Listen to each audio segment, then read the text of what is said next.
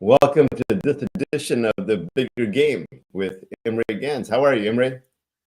I'm doing well, Beezer. Thank you so much for having me. It's great to be here. Yeah, I know you're got a lot of things going on, so I appreciate you being here. Especially on your entrepreneur journey. Uh, I know it's quite a ride, so appreciate you making the time today. Tell me, you're on the Bigger Game today. Tell us what the Bigger Game means to you. Yeah, I love that question. So I look at life through one very simple question: what are the incentives? And just to give people, the viewers, a bit of a background on myself. In my day to day, I'm a hedge fund manager. I'm a trader. The financial markets is the arena where I do business. So whenever I'm looking at the market and I'm trying to determine, are buyers going to take this market higher? Are sellers going to step in here and really crash this thing? All I'm thinking to myself is this one question: what are the incentives? And I think incentives, if we are talking about the bigger game now, it comes down to two different types. I think there's two types of incentives. There's what I call intrinsic incentives or intrinsic motivations, and then extrinsic incentives or extrinsic motivations.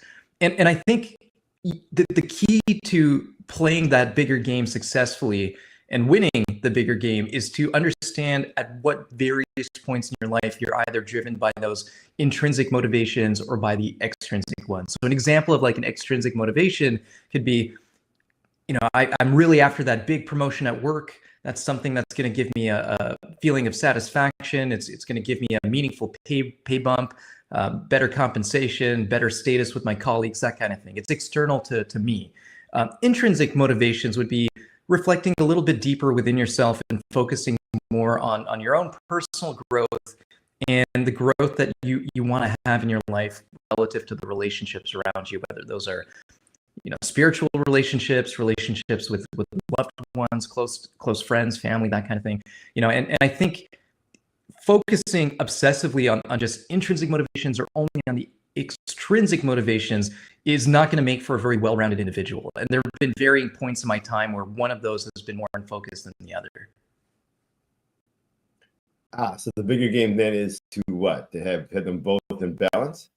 I think it's all about harmony. I think it's all about balance and continuously asking yourself, is what I'm doing today, right now, moving me closer towards my goals or further away? And I think that question is pretty binary, and you don't have to be so obsessive about it, or, in the sense of, hey, if I go take my dog out for a walk right now, is that moving me further away from my goals? But in a big picture kind of perspective, that's exactly the question that I ask myself: is what I'm doing on a day-to-day moving me closer to my goals?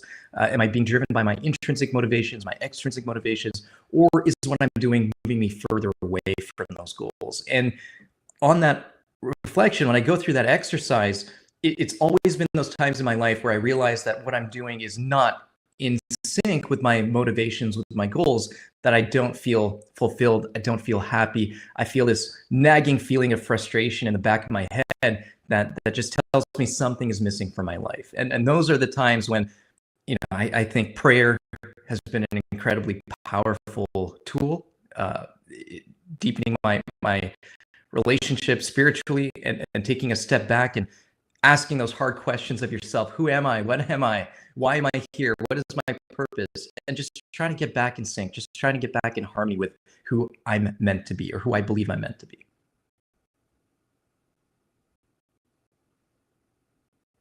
Yeah, harmony. I use the word balance, use the word harmony. I think the word is harmony, right? Balance is like, it's like a scale, right? It's like one side or the other. Someone's got to higher, someone's got to go lower. However, harmony is more about spinning plates. It's like an orchestra, right? You got everybody going all at once. You got the percussion going, you got the winds going, and they're all going at once and bringing that harmony to all of it, right? I think is a great way. So I love that word, harmony. Your journey. I mean, your journey has been a big part of this, right? How you got to this place as you find the bigger game and kind of bringing it all in harmony. Tell us about your journey that got you to that point. Yeah, that's a great question. So one thing that I look back on my childhood, and I think that's such an important thing for us to reflect on as we age and we grow older. So much of our formative experiences have taken place, of course, in childhood. And one of the things that stands out to me is this really cool thing that my father used to do with me. And my father since passed away, and this is one of the most amazing, beautiful gifts he's left me, was this experience where I don't want to say it was every week, but we tried to do it as often as possible. We'd go out and experience another culture, another religion. And I live in Canada, and Canada is a country of immigrants. It's extremely multicultural. It's extremely diverse. And given that diversity, we had access to Sikh Gurdwara temples, Hindu temples, mandirs. We went to Buddhist temples. We went to Jewish synagogues. We went to Christian churches, Catholic churches. We went to mosques. We tried to experience every kind of culture that Canada had to offer. And the thing with my father is that on my father's side, we're Hungarian and we're Jewish. And other than my father, my aunt, and at the time my grandmother, the entire family perished during the Holocaust and the Second World War. And it was a time when my father, when he would talk about it, would say it was scary. You saw neighbors turn on neighbors. You saw people you knew your entire life look at you differently, just as if something broke and changed overnight. And the reason he wanted to take me through this exercise, this experience of seeing all these different cultures, all these different religions, was to drive home the message that we all have so much more in common than we do that separates us and that divides us. And his lesson to me, I didn't see it at the time, but the lesson that he left me with was always look for the humanity in one another. Remember that. And if you look for that, and I like to call it the spark of the divine, that's not unique or original to me, but that's how I think of it. I think of every human being has the spark of the divine. And if you look for that, and if you make a conscious decision, a conscious effort to look for that in every person you interact with, I can guarantee you're going to go through life a lighter individual.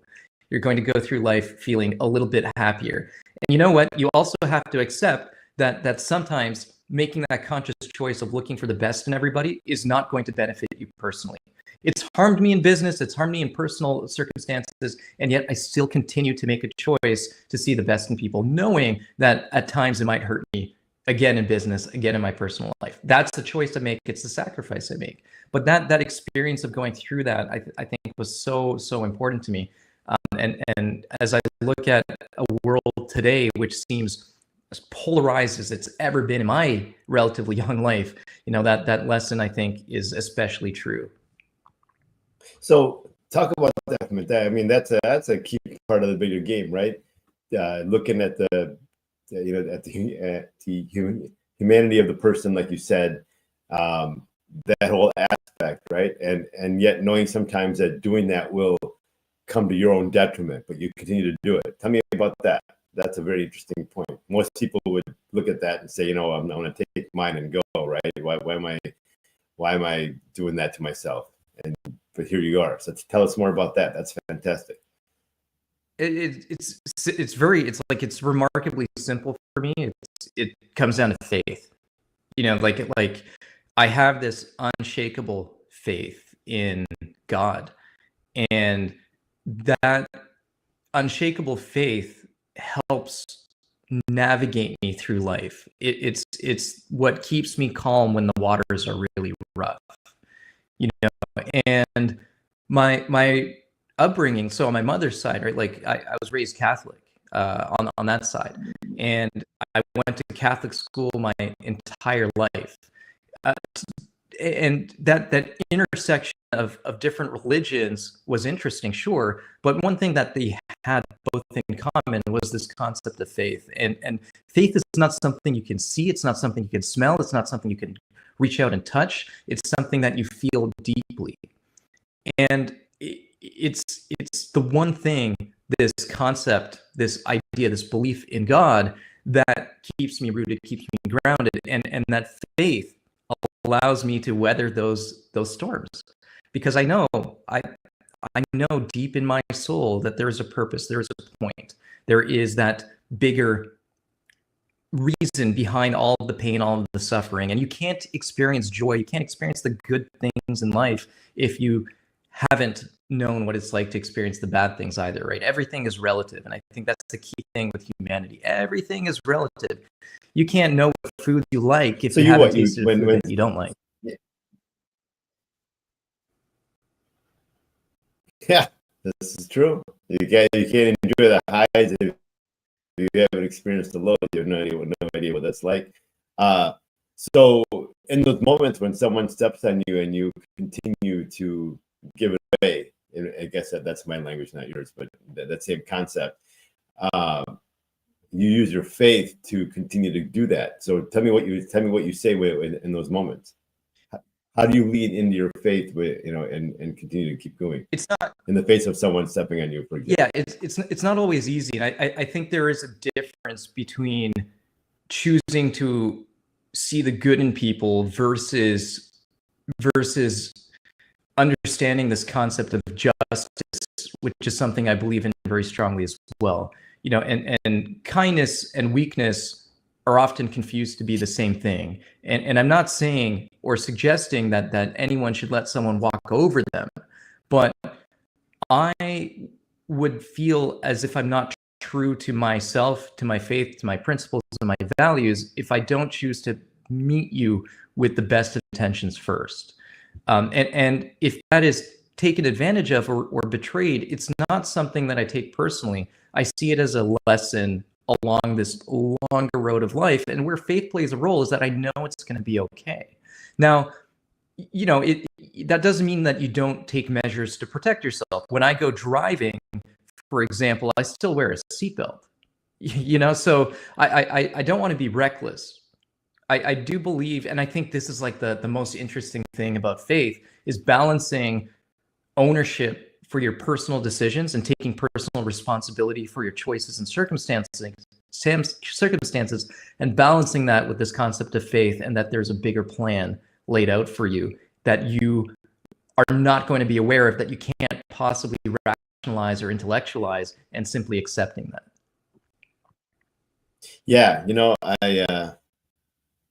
to that point, I remember I was speaking to a Christian friend of mine, and I think I connected with him right after he came out of church on a Sunday or something.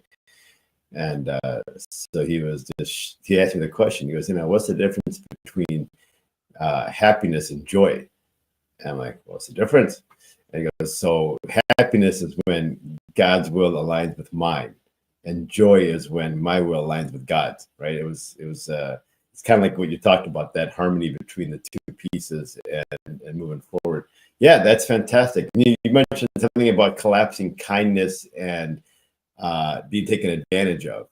Expand on that a little bit. Can one be kind yet be firm? I believe so. And here's one of the cool things is that almost all of the world's religions, in my experience, and it's like I know a little bit of everything. I don't pretend to be a master of anything, but from my experience, what I've seen is that almost all world religions have this concept of justice. And it's deeply entrenched within the cultural tradition in one way or another. Now talking about the so-called Abrahamic religions, the people of the book, that concept of justice is, it is literally biblical. Whether you're reading the Old Testament, the New Testament, the Holy Quran, that concept of justice is ever present.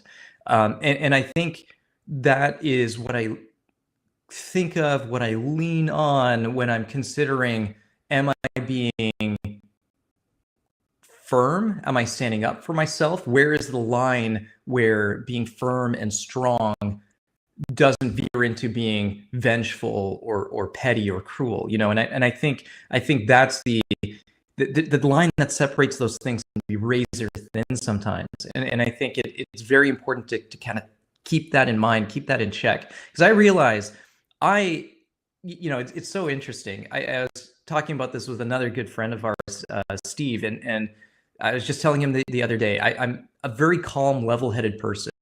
But the moment I can't find something that I put down somewhere, you know, and I like in my head, I know where that is, whether it's car keys or wallet or something. I can't find it. I feel this intense feeling of just anger, you know, in my, and I can't understand why. I don't know where it comes from, but I lose my head completely. Say, where, you know, why can't I find that thing that I put down? And I'm just using that as an example. And then I very quickly realized that is the silliest thing to be mad about. You know, like laugh at it, find a reason to see the upside in it, pull yourself back. And I think it's the same thing, whether it's with business or with, you know, or with personal relationships. I don't want to say taken advantage of, but I've had my trust betrayed in both personal and in business situations, as I'm sure we all have. And for me, each of those circumstances has been a lesson. What could I have done differently? What would I have done the same? Learn from those lessons, apply them, and that's how you grow as a person.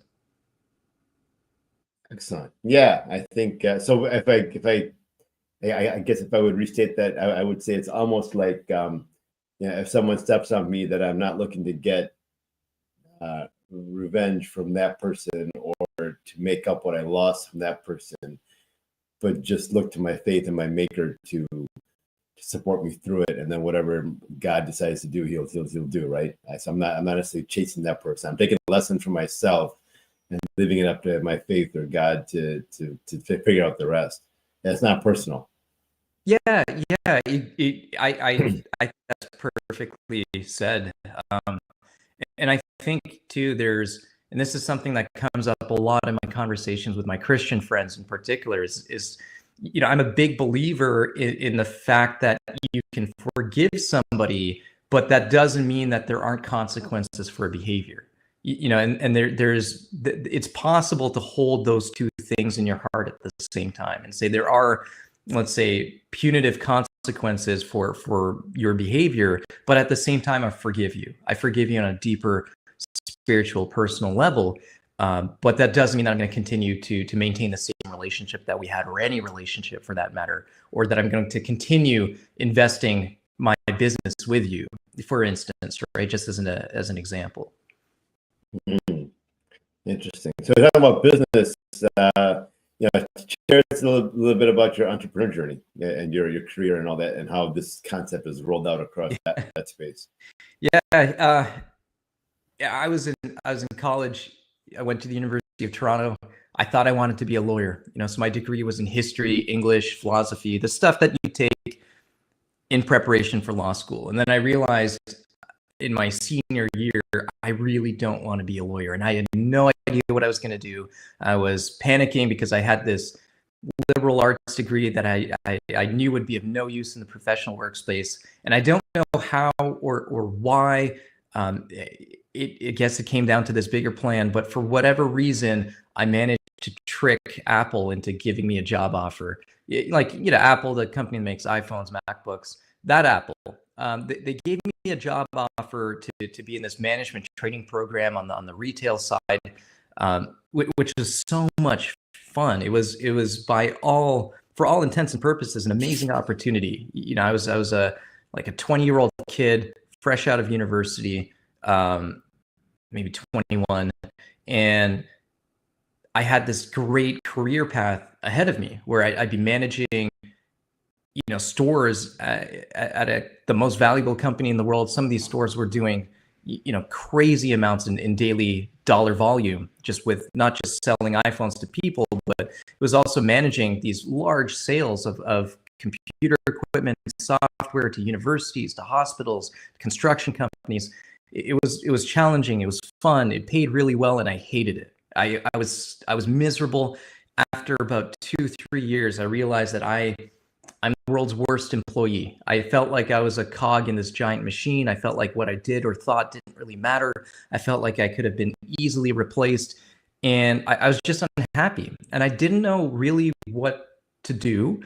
And through some twist of fate, I discovered the financial markets. And I had it in this idea that I was going to be this day trader. So I started day trading. And if there's one thing that your boss doesn't like you doing, it's probably day trading, you know, during work hours.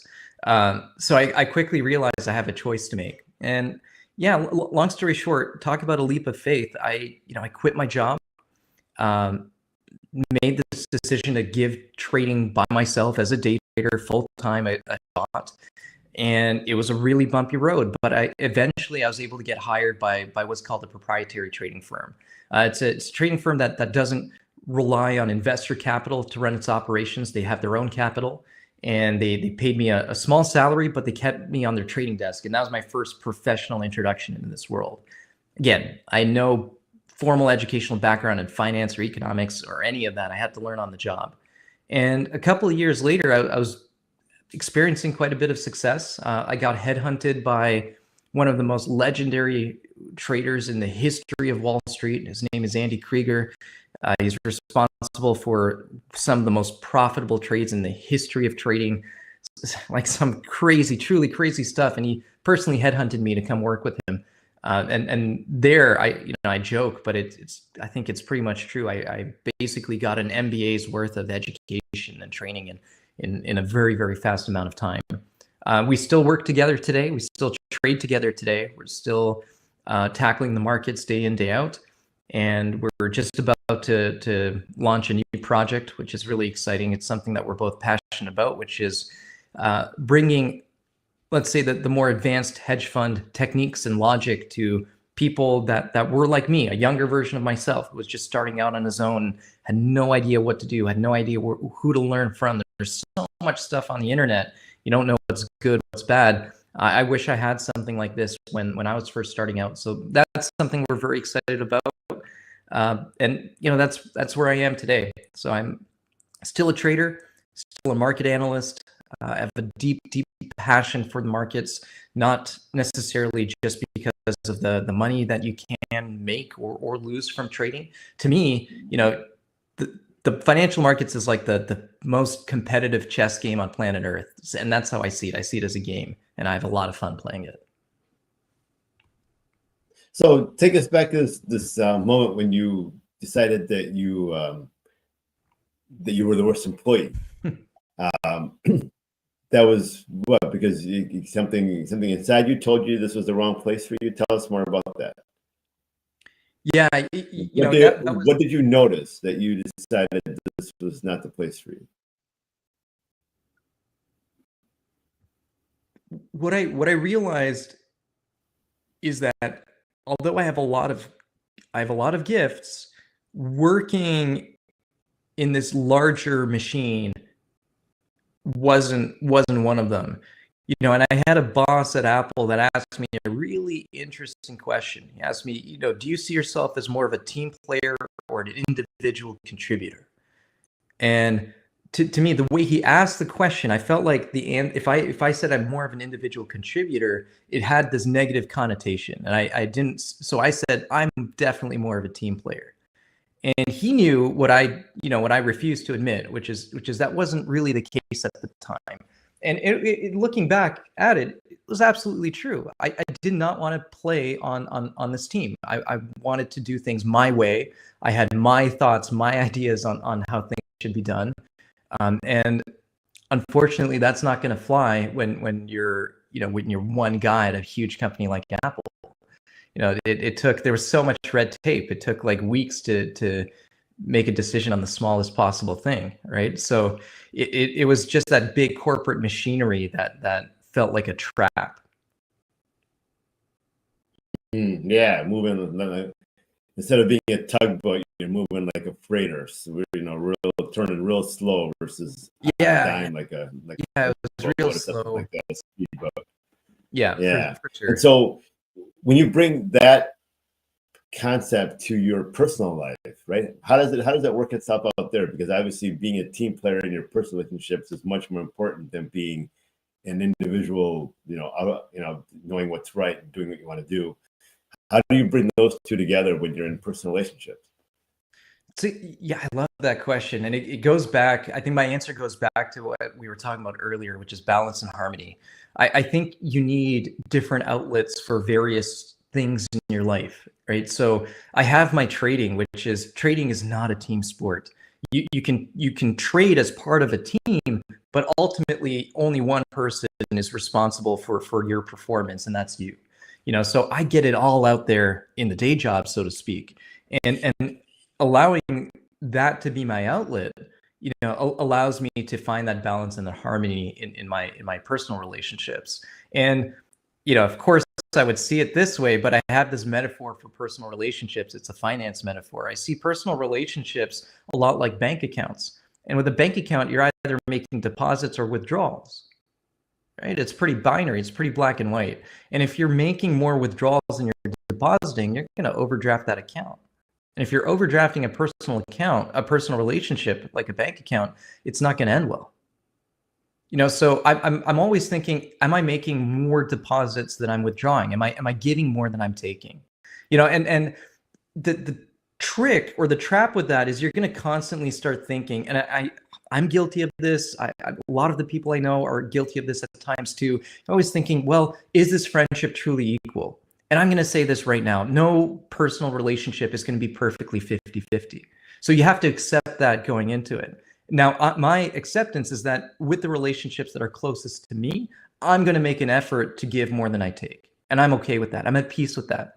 And it's not necessarily that I'm keeping score, but the best friendships, the best relationships I have in my life are the ones where I know the other person has the exact same thought. They're also thinking, I want to give more than I take. And so long as that intention is there, how that actually materializes in real life, I don't care. I don't care. It's more about the intention, and I know that they're coming at this from a place of love and a place of goodwill. Yeah, so you've taken a whole different paradigm to your personal relationships versus business. How many of us take the same paradigm to both places, or all even in spirituality, go to third place, pick all the places, right? And we use the same paradigm in every aspect of our life, and it works in one spot, so we think we can just replicate it somewhere else. It doesn't necessarily happen that way. I love how you've taken a moment and come up with a different paradigm, a different relationship with every different aspect of your life. That's fantastic. I love that. Yeah, I try to be as intentional as I can with where I spend my time, who I spend my time with, and how I spend my time. And that's really difficult at times. Like the questions that keep me up at night are more along the lines of, who am I? Am I a good person? Am I doing things that are in line with my values? Those are really the things that keep me up at night, and they do keep me up at night. And there's always this thought that not only can I do better, but what does better look like? Because perfection obviously is an impossible goal, and I don't think that should even be a thought that crosses anybody's mind to try and be perfect. That's silly. But I do think when you start looking for the areas in your life, and I love how your friend put it, happiness and joy. I'm gonna take that and use that. If you're thinking intentionally in terms of, where am I finding happiness, where am I finding joy, and where am I finding tension in terms of who I spend my time with, where I spend my time, and how I spend my time, then I think you're probably on track for a life that's going to feel more fulfilled than not. Yeah, I think there's that saying, right, that I'm not afraid of failure. I'm afraid of succeeding at the wrong things. And I think you really highlighted that and how it lives in your life. I think that summarizes this conversation pretty well too. Is there anything else you want to say, but to bring this all home for us? Yeah, I think I just turned 36, and I really young. All my friends are a little bit older than me, sometimes by even decades. And one thing that a lot of the people that I look up to, the friends that I value the most, one of the things that they always impressed upon me was, what's your why? What's your why? If you can figure out your why, you can start figuring out a lot of the other things in life. And right now, I'll be very honest, I'm at an inflection point in my life where I'm not sure what my why is.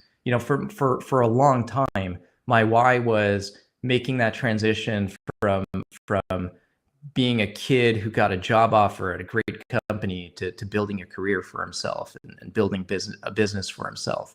And now I'm that's kind of what's on my mind. I wish I had like this amazing and inspirational message to leave everyone with, like, you know, this is how you, but I'm struggling with that very question right now.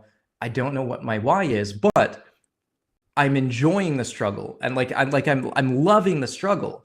And the reason I'm loving the struggle is because I have this unshakable faith that it will be revealed to me at when the time is right.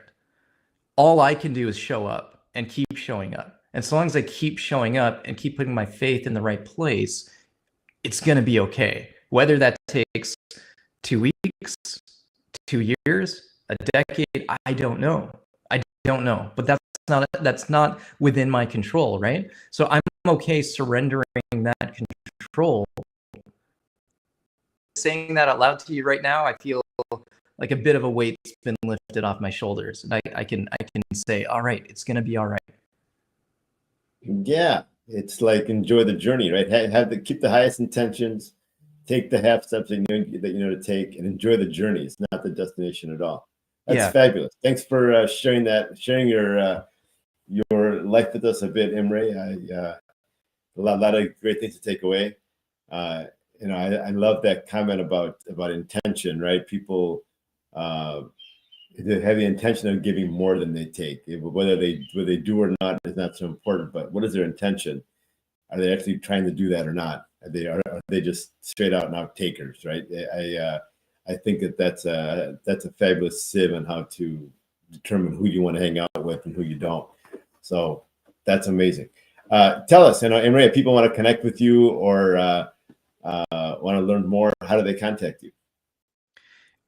You know, I'm not a big social media guy. The place, sadly, where I spend most of my time online is X or Twitter. As a trader, that's just the best place to get your real-time information from. I talk mostly to traders on there, but you're welcome to get a hold of me if you wanted to talk about anything other than the markets too. That's totally fine. My handle is Imre SG, so that's just IMRE SG on Twitter. Feel free to get in touch. Fabulous. Imre, thanks so much for your time. Lots of things for us to think about and take away from this episode. So I appreciate you making the time, and thanks for being here. Yeah, thank you, Vizer. Wonderful to see you as always.